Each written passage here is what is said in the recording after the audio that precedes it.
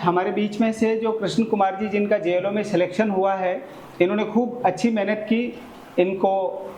इनकी मेहनत का फल मिला है बहुत लंबे समय बाद। लेकिन हम ये मानते हैं कि ये तो हमारा क्वार्टर फाइनल है, सेमीफाइनल एपीओ और फाइनल आरजेएस है। भगवान करे आप एपीओ बन के, यानी जेएलओ बन के एपीओ बने और आरजेएस भी बने, या उससे पहले आरजेएस का आ जाए तो आरजेएस बने। फाइनल आपका टारगेट आरजेएस रहे, उससे होते हुए आप डिस्ट्रिक्ट और सेशन जज, और हम तो चाहते हैं भगवान करे आप हाई कोर्ट तक पहुँचें। हमारी खूब शुभकामनाएं हैं।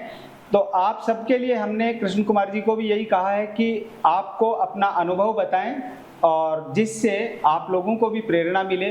क्योंकि ऐसे मेहनत करके सफलता हासिल करना, वो एक व्यक्ति के लिए तो एक व्यक्तिगत सफलता हो सकती है, लेकिन वो अनेकों जो अभ्यर्थी हैं उनके लिए पुंज प्रेरणा स्रोत हो सकते हैं। तो ऐसे आज हमारे कृष्ण कुमार जी हैं, इनका एक छोटा सा फॉर्मल वेलकम करते हुए हम इनसे उद्बोधन की अपेक्षा करेंगे। एक बार ये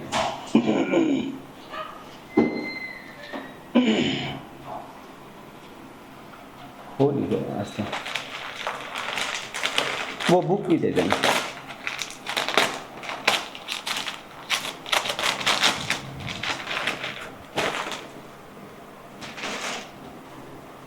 अभिदेशी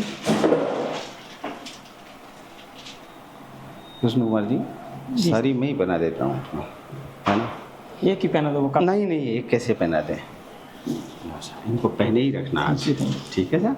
वो बुक भी देना, ये लीजिए सर। ऐसे आप लोग भी सफल होएं, ठीक है? खूब बहुत बहुत शुभकामनाएं। अब एक बार इनको सबको यहाँ पे आके इनको उद्बोधन दे दीजिए। बैठिए।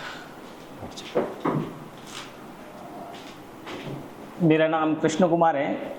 मैं जालोर जिले की भिनमाल तहसील से आता हूँ, जो कि शिक्षा के क्षेत्र में सबसे पिछड़ा हुआ जिला माना जाता है। और वैसे नकल के क्षेत्र में सर्वप्रथम आप लोग सब जानते हैं, और मैंने भी हर जगह सुना है, सामना मुझे करना पड़ता है। 2015 में मैंने लॉ किया। उससे पहले मैं टीचर था, गवर्नमेंट टीचर, वो मैंने क्विट किया। फिर मैंने लॉ किया। लॉ करने के बाद 2015 में ही मैंने फाइनल ईयर के दौरान मैंने आरजेएस का इंटरव्यू दिया था 2015 में। फिर 17 में दिया। फिर उसके बाद लगातार मैं संघर्ष करता रहा। प्री तो आसानी से हो जाता था, लेकिन मेंस में हमेशा दिक्कत आती थी। फिर कुछ सालों पहले मुझे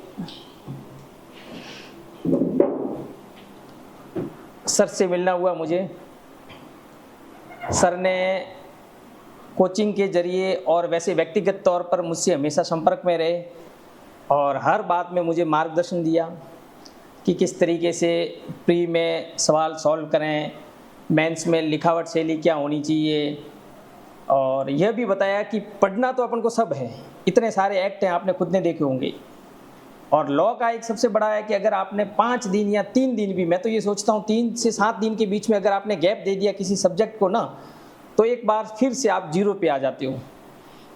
मोटा मोटा याद रहता है, लेकिन एक बार ये लगता है कि यार वापस से शुरू करना पड़ेगा। इसलिए हर साल हर बार तैयारी के साथ अपन को एक नई शुरुआत करनी पड़ती है।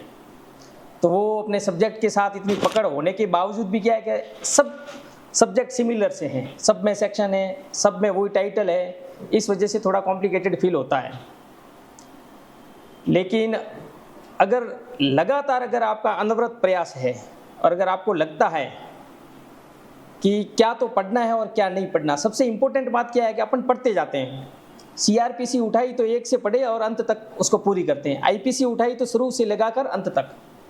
और मैंने सबसे ध्यान यही रखा, देखो पढ़ना क्या है सबको पता है, इम्पोर्टेंट बात है ये ध्यान होना चाहिए कि अपन को क्या नहीं पढ़ना है। क्योंकि प्रत्येक एक्ट में, अगर मैं सीआरपीसी की बात कहूं तो कितने सेक्शन हैं?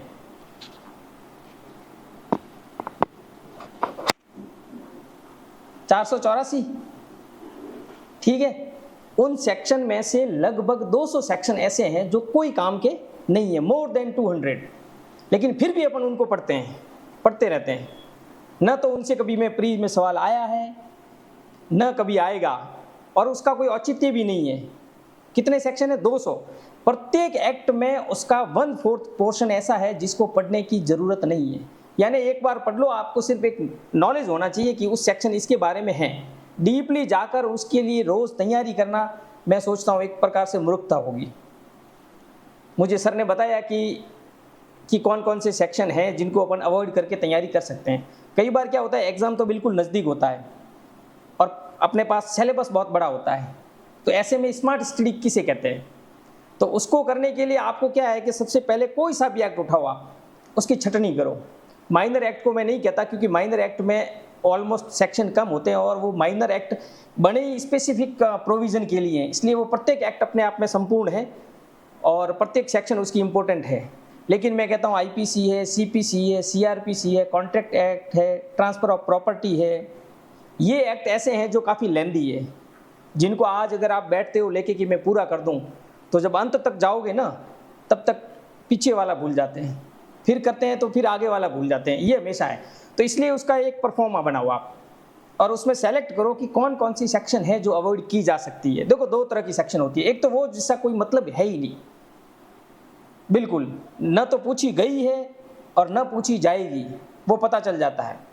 और दूसरी सेक्शन क्या है कि जिसमें आपको समय व्यतीत करना ही नहीं है, क्योंकि वो नॉर्मली सेक्शन ऐसे प्रोविज़न है जो आपको याद है, जो लॉ नहीं कर रहा है ना उसको भी वो प्रोविज़न याद है, तो उसमें भी अपन टाइम स्पेंड करते हैं उसी तरीके से कि खैर मेंस में आ गया तो प्री में आ गया। तो जब तुम्हें जो कुछ चीज़ें तो ऐसी होनी चाहिए, जैसे कहते हैं ना फंडामेंटल राइट्स, वैसे प्रत्येक एक्ट का आपका अपना फंडामेंटल राइट होने चाहिए कि ये सेक्शन ऐसे हैं जिसको मुझे देखने की जरूरत नहीं। यानी अपना भी तो कोई न कोई तो स्ट्रॉन्ग पोर्शन होना चाहिए कि नहीं चाहिए, कि सीपीसी में एक साल बाद भी अपन को पूछे सीपीसी में तो कम से कम नहीं है कि भाई कितने सेक्शन है, उसमें से 100 सेक्शन है, नहीं हो तो कम से कम 25 सेक्शन तो आए कि नहीं है, ये तो इंपॉर्टेंट है, ये नहीं आ रहे हैं तो क्या मतलब। सीआरपीसी पढ़ रहे हैं तो क्या, हाँ कि कौन कौन से हैं, तो जैसे बेल संबंधी प्रोविज़न है, एंटीसिपेटरी बेल के प्रोविज़न है, मजिस्ट्रेट के जितने भी जो पावर्स हैं, या 106 से 118 तक की जो है, तो कुछ सेक्शन ऐसे हैं जिन पे आपकी कमांड ऑटोमेटिक कमांड होनी चाहिए। ऑटो कमांड का मतलब है आपको उसके लिए बुक या एक्ट देखने की आवश्यकता नहीं होनी चाहिए, ये है, चाहे भले आपके पास लंबा समय हो तो भी। और दूसरा सबसे बड़ा तरीका है कि आप उन एक्ट में से वो सेक्शन छांटिए जो या तो प्रीवियस एग्जामिनेशन में कहीं पूछे गए हैं, या आपको लगता है कि यार ये प्रोविज़न काफ़ी कॉम्प्लिकेटेड है और बहुत शानदार प्रोविज़न। देखो, अगर आप एक्ट में किसी भी सेक्शन को पढ़ेंगे ना, तो जो सेक्शन आपको कॉम्प्लिकेटेड फील होता है ना, आप समझ लो कि उसकी महत्वपूर्ण अपने आप में वो सेक्शन है। और ध्यान रखने योग्य बात बताऊं कि इसकी लैंग्वेज है ना, वो बड़ी क्लिष्ट है। कुछ लोगों को एसआरए की लैंग्वेज क्लिष्ट लगती है, ट्रांसफ़र ऑफ प्रॉपर्टी की, संपत्ति यंत्रण अधिनियम की, और कुछ लोगों को एविडेंस भी अपने आप में बहुत क्लिष्ट लगती है लैंग्वेज। उसका रीज़न क्या है कि अपन समझ नहीं पा रहे हैं। उसका रीज़न क्या है, अपन एक्ट पढ़ रहे हैं, लैंग्वेज पढ़ रहे हैं कि जैसा लिखा हुआ है ना, एज इट इज़ वैसा ही पढ़ रहे हैं, लेकिन समझा नहीं अभी तक। इम्पोर्टेंट बात है कि एक्ट में से कोई सेक्शन कहना क्या चाह रहा है, आप ग्राउंड पे सोचो, अपने वे में सोचो, अपने ऊपर इलस्ट्रेशन लेके सोचो कि ये कहना क्या चाह रही है सेक्शन। जब आप समझ के जाओगे ना कि ये सेक्शन ये कह रही है, तब ये दावे के साथ कहता हूँ कि आपको दोबारा एक्ट जब पढ़ोगे ना, तो याद करने के लिए आप नहीं पढ़ोगे, सिर्फ रिमाइंड करने के लिए पढ़ोगे कि कौन से टाइटल में क्या सेक्शन है और क्या नहीं है। तो वो कैसे पढ़ना है वो सर आपको बताएंगे, मैंने भी सर से सीखा है। सर ने, मैं यहाँ बीच में कुछ क्लासेस लेने भी आया था, मैंने एसआरए एक्ट भी मैंने यहाँ करवाया था इंटरव्यू देने के बाद, और सर ने मुझे काफ़ी अच्छा मार्गदर्शन दिया और यहाँ से काफ़ी स्टूडेंट सेलेक्टेड भी हुए हैं। और भी मेरा एक मित्र था जो आज शायद होता, लेकिन वो आज दुनिया में नहीं है, वो भी काफ़ी इंटेलिजेंट था और सर की काफ़ी प्रशंसा करता था। वो यहीं से बड़ा हुआ था और हमारे क्षेत्र से ही था। तो मैं तो कहूँगा कि कोचिंग से जुड़े, कोचिंग का रोल होता है और ये मान के चलना ही पड़ेगा, क्योंकि लॉ एक ऐसी सब्जेक्ट है, आप सोचो कि खुद इंटेलिजेंसी दिखाओ, लेके बैठ जाओ डायरेक्ट और पढ़ लो कि नहीं मैं तो पढ़ लूँगा, पॉसिबल नहीं है। एक्ट सेक्शन को समझ में आपको आ ही नहीं सकता। मैं आपको बताऊं 2015 के बाद आज भी पिछले 2 सालों की बात बताऊं तो मुझे कुछ सेक्शन अब समझ में आए कि अच्छा ये नहीं ये कह रहा था, और ये सच में अब आपको लगता है कि आपको कोई सेक्शन समझ में आ गया, ये आप क्या कर रहे हो, मिस्टेक कर रहे हो, ये आपकी भूल है, या फिर आपको लगा है कि हाँ आपके ज्ञान के आधार पर आपको समझ में आ गया। कि हाँ ये सेक्शन ये कह रहा है, लेकिन जब दोबारा पढ़ोगे ना या किसी केस के साथ पढ़ोगे तब आपको लगेगा कि सेक्शन ये नहीं, ये सेक्शन तो ये कह रहा है। और हो सकता है साल भर बाद आपको ये कहना पड़ेगा वो भी नहीं कह रहा था, ये सेक्शन एक्चुअल में ये बात कह रहा है। तो आपको प्रत्येक सेक्शन को पढ़ते वक्त आपका कमांड होना चाहिए सेक्शन पे। और सबसे ज़्यादा इंपॉर्टेंस है कि उसमें जो वर्ड होते हैं ना, शब्दों को आपको बहुत ज़्यादा इंपॉर्टेंस देनी पड़ेगी कि प्रत्येक सेक्शन में शब्द उस सेक्शन से रिलेटेड क्या अर्थ निकालते हैं। हिंदी वालों के लिए तो और भी कॉम्प्लिकेटेड मामला है, इंग्लिश में तो इतनी माथापच्ची है नहीं। हिंदी में काफ़ी जो शब्द हैं वो नियंत्रण से परे हैं, लगभग यूँ लगता है कि क्या कहना चाह रहा है क्या नहीं कहना चाह रहा है। कई बार जो हिंदी के जो शब्द हैं उससे भी बिल्कुल डिफरेंट है, उनका अर्थ लॉ में अपना अलग टर्म निकालते हैं वो। इसलिए मैं तो यही कहना चाहूँगा कि कोचिंग का रोल है, सर से भी आप जुड़ें। सर काफ़ी अनुभवी हैं और काफ़ी यहाँ से सेलेक्टेड भी हुए हैं, और व्यक्तिगत तौर पे मुझे भी काफ़ी अच्छा मार्गदर्शन दिया। जब भी मुझे ज़रूरत पड़ती है तो मैं सीधा डायरेक्ट सर से संपर्क करता हूँ कि क्या करें इस सेक्शन में क्या है। तो सर कहते हैं कि भाई यहाँ तो आ जाइए आप, यहाँ हम फ़ोन पे भी डिस्कशन कर देते हैं। और सर में जो मेहनत और जोश जज्बा देखने को मिलता है सुबह से लगा के शाम तक, अगर एक भी स्टूडेंट आएगा या बैठा है तो भी उसके लिए वक्त निकाल के अपना समय खाना वाना छोड़ के भी मेहनत करते हैं। काफ़ी सर मैंने टीचर्स देखे हैं, लेकिन उनको मैं खुद हूँ, मैं भी यहाँ कहीं और भी पढ़ाने जाता था। मैं कोविड में ऑनलाइन भी पढ़ाता था तो लगता था कि 2 स्टूडेंट हैं, उनको तो क्या पढ़ाएं, 20 होंगे तो पढ़ाएं कम से कम। लेकिन सर में वो बात नहीं है, 2 4 जितने भी आते हैं अपना समय निकाल के पूरा। तो आप सब लोगों से जो ऑनलाइन भी जुड़े हुए हैं साथी, उनसे भी मैं कहूँगा कि आप जुड़े रहें कोचिंग से। जुडिशरी ये जो डिपार्टमेंट है ये सबसे अलग है। देखो मेरा JLO तो कोई मकसद था नहीं, ये तो मैं पिछली बार भी मैंने इंटरव्यू दिया, RJS के भी मैंने इंटरव्यू दिए हैं, लेकिन मेरी तो क्या है कि पढ़ाई हमेशा कंटिन्यू नहीं रही। प्री मैं दे देता था बिना पढ़े, प्री आने के बाद में मेंस की प्रिपरेशन करता था, रिजल्ट आता था ना तब मैं कहता था कि अब मेंस की करें। हमेशा से मेरे साथ यही रहा है, सीरियस होकर मैंने कभी नहीं दिया। इस बार ज़रूर मैंने 1 महीने सीरियस होकर तैयारी की थी, और कॉन्स्टिट्यूशन को मैंने बहुत अच्छे से इस बार पढ़ा था, इससे पहले नहीं पढ़ा, इसलिए मेरा सिलेक्शन नहीं हो पाया। सर भी कई बार कहते थे कि आप इस तरह से इरेगुलर स्टडी करोगे तो उसका कोई परिणाम मिलना संभव नहीं है। तो आपको बुक बिल्कुल नहीं छोड़नी है, किताब है। अगर आपको कोई इम्पोर्टेंट काम भी हो तो आजकल तो मोबाइल है, ज़रूरी नहीं है आप PDF डाउनलोड करके रख लो, बहुत सारे एप्लीकेशंस हैं उसमें, लेकिन आपको टच में रहना पड़ेगा। जिस दिन भी आप इससे टच दूर हो गए ना तो आप 0 पे आ जाते हैं। ये आप देखना, IPC मत पढ़ो, पूरी पढ़ लो, 10 दिन का गैप दे दो, आपके जो सारे पनिशमेंट है ना उधर से उधर हो जाएंगी। सेक्शन भी इधर से उधर हो जाते हैं।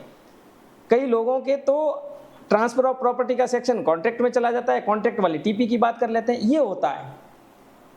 CRPC का सेक्शन पूछते हैं क्या है तो वो IPC का बोल देता है कि इसमें तो ये है, जबकि पूछा उससे CRPC का जा रहा है। तो ये देखो ये संभव है। इसका रीज़न यही है कि अपनी जो तैयारी है ना उसमें कहीं न कहीं कमी है, ये मानना चलेगा। और आखिरी बात यही कहूँगा कि सबसे इम्पोर्टेंट बात यही है कि क्या नहीं पढ़ना। समय बहुत व्यतीत कर देते हैं अपन उन सेक्शनों में जो अपन को नहीं पढ़नी होती है। बहुत सारी सेक्शन है बहुत, और बहुत सारी सेक्शन ऐसी है जो आपको अंडरस्टूड होनी चाहिए, आपको आनी ही चाहिए, उसमें भी अपन समय व्यतीत करते हैं। भाई एग्जाम क्लियर करना है तो आपको वही पोर्शन उठाना है जो आपको इम्पोर्टेंट और आपको क्लिष्ट नज़र आता है कि ये बहुत डिफ़िकल्ट है, उसी में आपको घुसना है। भाई इजी आ गया तो आप तो कर ही दोगे ना, और सब करेंगे, उसमें नई कौन सी बात है, मेरिट तो वैसे ही बराबर आ जाएगी। जो इजी सवाल है वो न केवल आप करोगे बल्कि सब करेंगे। जो पढ़ के नहीं भी आया है ना वो भी तुक्का मार देगा कि हाँ यही होना चाहिए।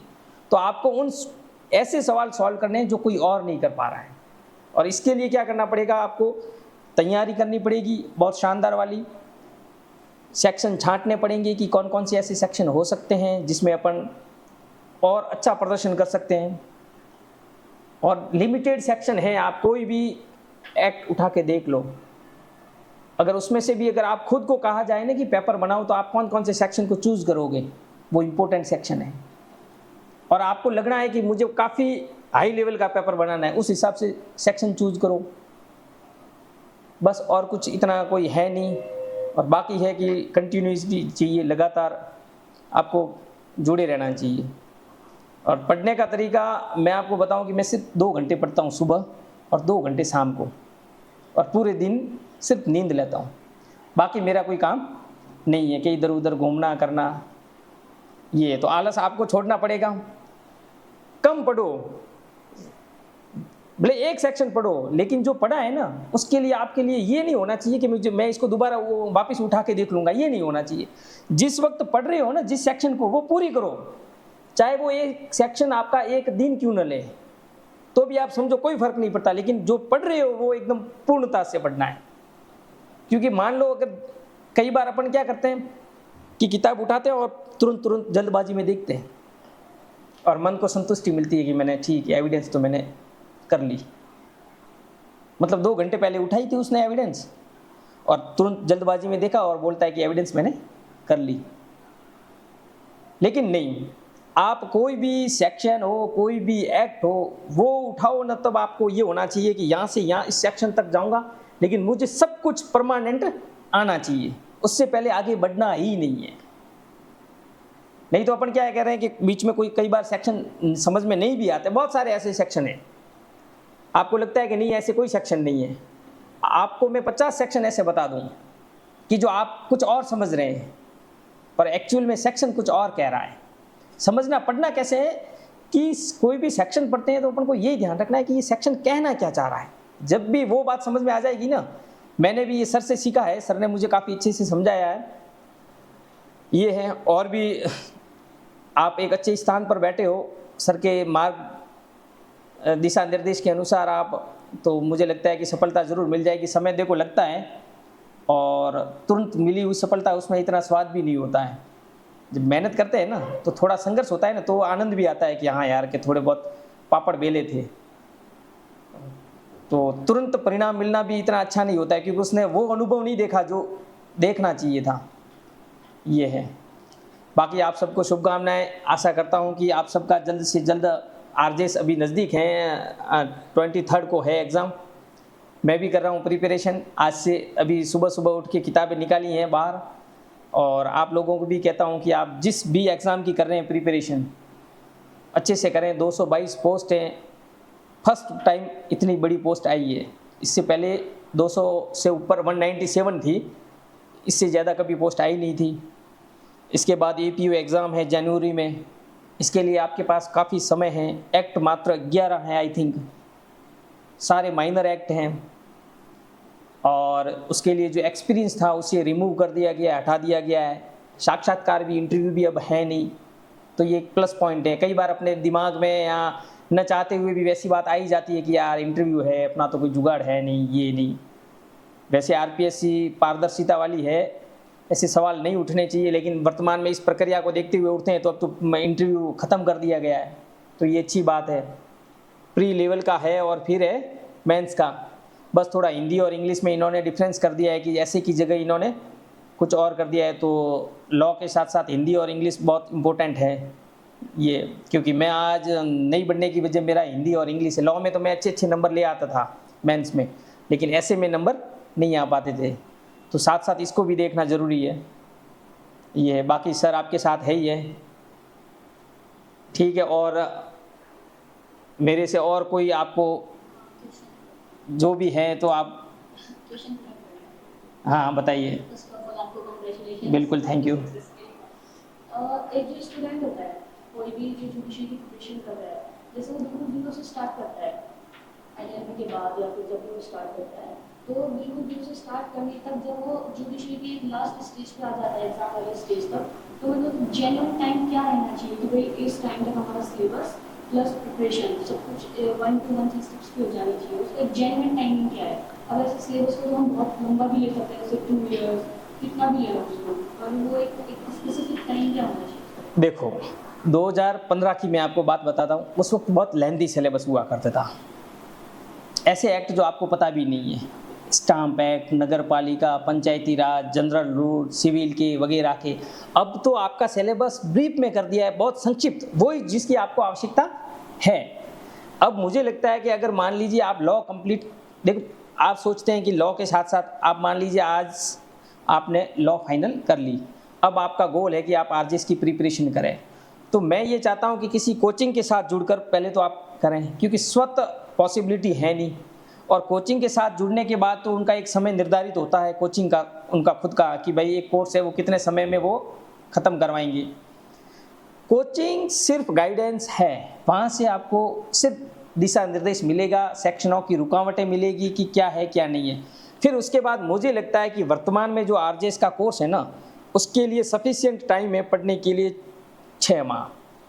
कितना माह? 6 माह, बहुत खूब समय है 6 महीने। और वो भी 6 महीने कब के?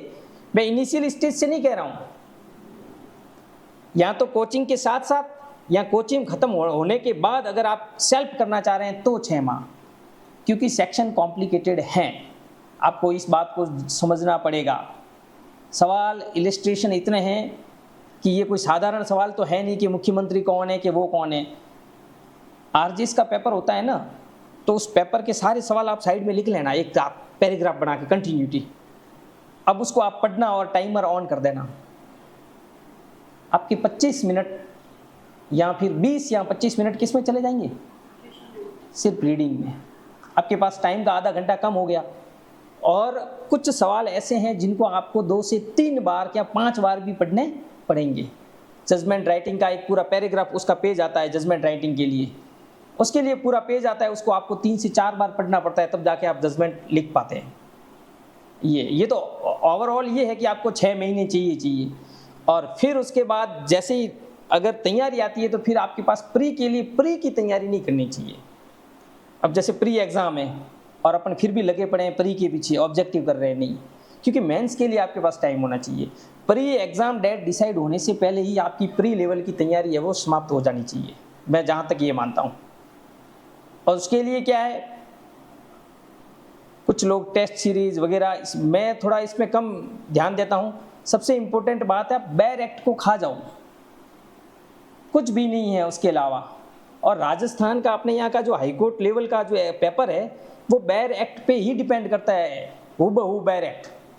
आपको कहीं भागने की टेस्ट सीरीज वगैरह कुछ भी नहीं, आप एक्ट पढ़ो, सेक्शन पढ़ो, कैसा भी सवाल पूछने दो ना, बस ठीक है। केस स्टडीज एक अलग करनी पड़ती है, ये है। बाकी 6 महीने सफिशिएंट है। जैसे अब मैं कह रहा हूँ ना कि ये प्री का एग्ज़ाम है, तो मुझे लगता है कि मेरे लिए 1 महीना बहुत ज़्यादा है ये, और मेंस के लिए भी समय पर्याप्त है क्योंकि मेरा पढ़ रखा है ये। एक जो हेयर एक्ट्स में जैसे माइनर मेजर जो भी सब्जेक्ट हैं, उनमें जो सेक्शन वाइज जो डिस्क्राइबिंग की होती है, जैसे इलस्ट्रेशन हो गया और एक्सेप्शंस प्लस एक्सप्लेनेशन, उनमें मतलब एक्टिवेट वो का वो एग्जाम में एक प्रिंट आउट बोल सकते हैं, मतलब वो का वो नहीं हम खुद की लैंग्वेज में उसको नहीं, हो देखो हूबहू कॉपी करना ज़रूरी नहीं है। कई बार ये होता है ना कि वही छाप छोड़ के आ जाते हैं कि जैसा एक्ट से उठाया है और वो का वो अपन ने वहाँ छाप दिया है। उससे क्या होता है मैं आपको बताऊँ, हालांकि ये नहीं है कि नंबर कट रहे हैं, नंबर अच्छे मिल रहे हैं उससे,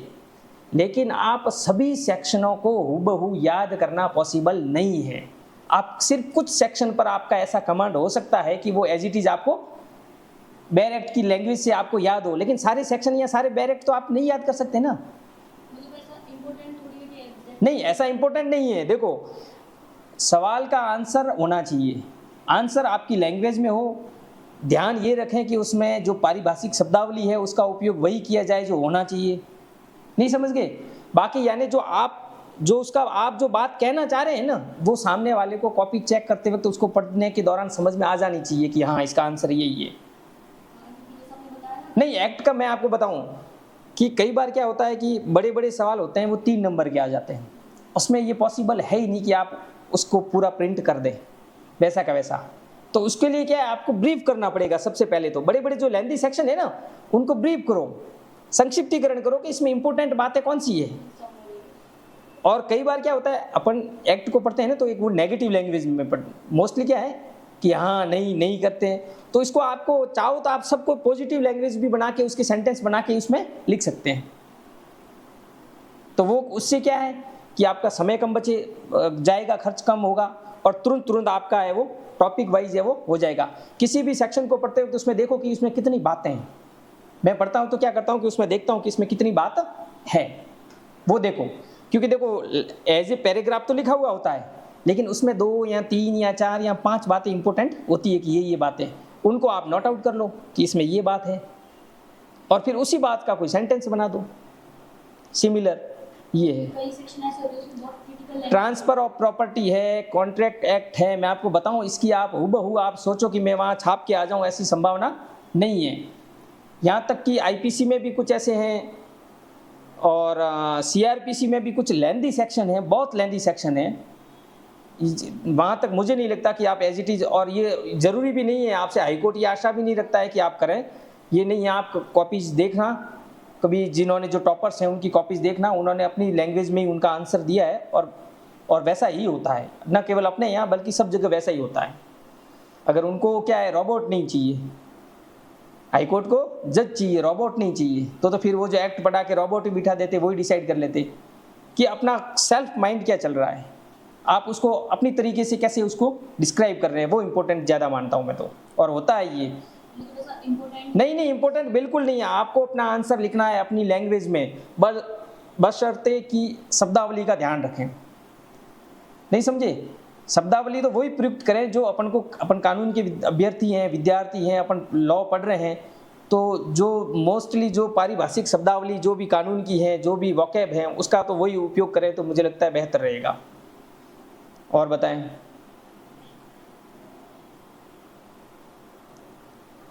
बस यही है, ठीक है ना। और वही मैं कह रहा था कि ये ध्यान रखना कि क्या नहीं पढ़ना है, ठीक है।